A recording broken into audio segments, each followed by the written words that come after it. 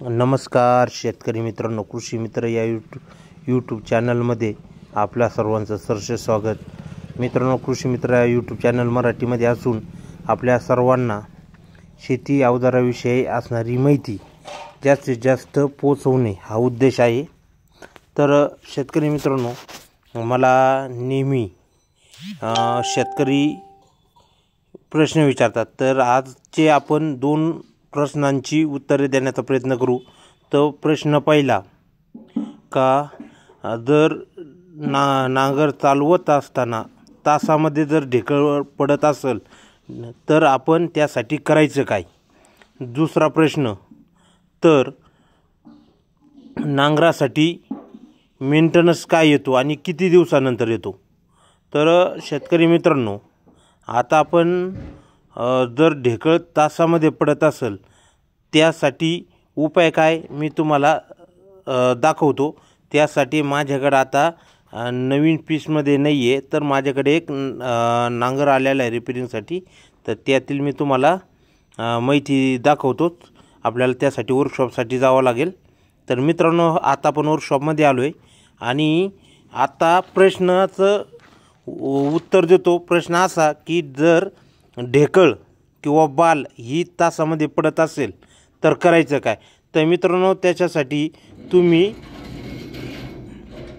40-5ची पट्टी घ्या, त्याचे 3 तुकडे कटिंग करून घ्या आणि 3 तुकडे कटिंग केल्याच्यानंतर हे अशा प्रकारचे 3 तुकडे तुम्ही वेल्डिंग करून घ्या। तर मित्रांनो, याच्यासाठी जास्त काही नाही, ही साधारणतः ही पट्टी जाते 3 किलो ते, आणि वेल्डिंगचा खर्च असा 500-550 रुपयात तुमचं काम ओके होऊन जातं। ही पट्टी मारल्याचा फायदा असा होतो, जेव्हा आपण तासामध्ये नांगर चालवतो आणि जर नांगराला जमिनीत घुसल्याच्या नंतर आणि मोठा जर ढेकळ आला तर तो पंख्यावरून पाठीमागं पडत असतो। तर तो ढेकळ आपल्याला पंख्यावरून पाठीमागं न पडता ह्या 3 पट्ट्यामुळे ढेकळ हा त्या पट्ट्यांना लागून पलटीमध्ये पडतो। त्याच्यामुळं होतं काय, आपल्याला ट्रॅक्टर हा चालवायला व्यवस्थित जातो आणि टायर ढेकळून गेल्यामुळं नांगर सारखा लागतो आणि पलटी खालीवर किंवा जादा कमी होत नाही। तर मित्रांनो, प्रश्न शेतकरी मित्रांचा दुसरा, का आपल्याला ट्रॅक्टरसाठी मेंटेनन्स काय। तर मित्रांनो, मेंटेनन्समध्ये ही लॅनपाटा, शेरपट्टी, चिमणी, कावळे किंवा काही भागात कावळे घासले असे म्हणतात, तर ह्यो मेंटेनन्स येतो आणि हा किती दिवसानंतर येतो असं विचार। तर मित्रांनो, तुम्ही त्याचा उपयोग किती करता, म्हणजे त्या नांगराचा किती तास वापरतात किंवा तुम्ही किती वापरता। दुसरी गोष्ट, तुमच्या इकडचं रान कसं आहे।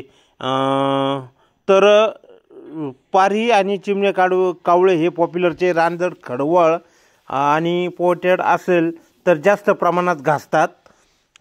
तर मित्रांनो, यासाठी आपल्याला काय करायचं असतं, तर आपल्याला नांगराचं काम चिमणी, कावळे, शेरपट्टे आणि जास्तीत जास्त समजा एक पंखे जर जास्त घासले असेल तर पंखे। आता मित्रांनो, मांडी 40 mm त्याला बेडकी म्हणतात। तर इथं हे 3 नट आहेत, ह्या 3 नटामधून खोलून घेतल्याच्यानंतर हे जमिनीवरती घ्यायचं, ह्या शेरपट्ट्या कटिंग मारायच्यात, लॅनपाटे कटिंग मारायचे, चिमणे कावळे गॅस कटिंगवरती कापून घ्यायचे।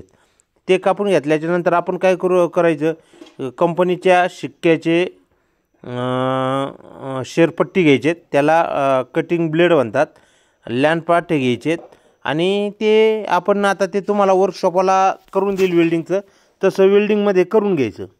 तर हे झालं मेंटेनन्स। आता अजून मेंटेनन्स काय, तर साधारणतः किरकोळ कारकोळ नट बोल्ट वगैरे आणि बाकीचं काही नाही, एवढंच हे असतं।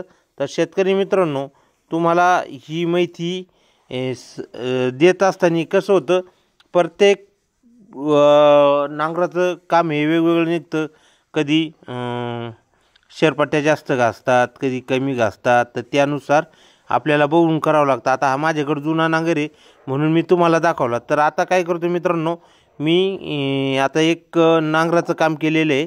तर हे बघा मित्रांनो, याचं शेरपट्ट्या, चिमण्या, कावळे, लॅनपाटे वगैरे गेलेले होते. तर आपण काय केलं, हा नांगर आला होता तेव्हा एकदम बॅड कंडिशनमध्ये होता. आपल्याला हा शेतकरी एक्सचेंजसाठी हे करीत होता, पण त्याला म्हटलं थांब बाबा, एवढा खर्च करू नको, त्याच्याऐवजी मी तुला हे क्लिअर करून देतो.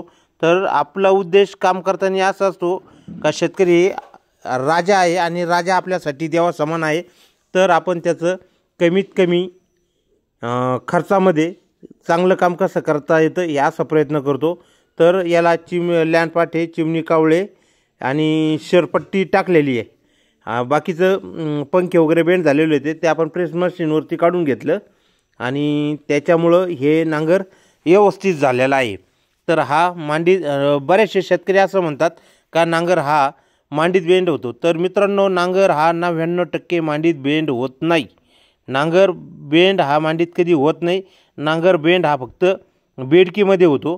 बेडकीमध्ये कदाचित काही रुटाड लागल्याच्या नंतर नांगर पिळला जातो.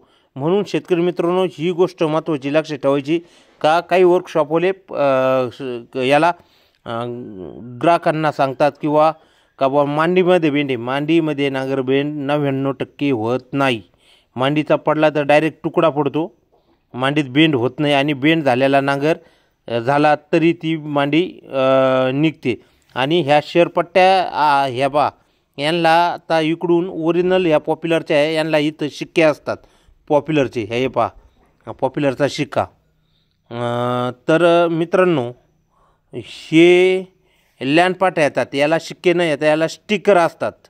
आणि आता ही जी बार आहे म्हणजे पार, ही पॉप्युलरचीच आहे, परंतु आहे तीच कस्टमरला वापरायची आहे, त्याच्यामुळं नवीन नाही टाकलेली आपण. तर मित्रांनो, साधारणतः याच्यासाठी खर्च किती येतो, तर आता कसं होतं शेतकरी मित्रांनो, खर्च हा वेगवेगळ्या भागात वेगवेगळ्या पद्धतीत येतो. याच्यामागे गॅसकेटिंग, वेल्डिंग, ग्राइंडिंग आणि मजुरी हा विषय लागतो. त्यानंतर पॉप्युलरची प्राईज लिस्ट असते, त्या प्राईज लिस्टनुसार बाकीचं प्राईज लिस्टनुसार त्याची हे असते, किंमत असते, त्या किमतीनुसार त्याचे पैसे घेतात.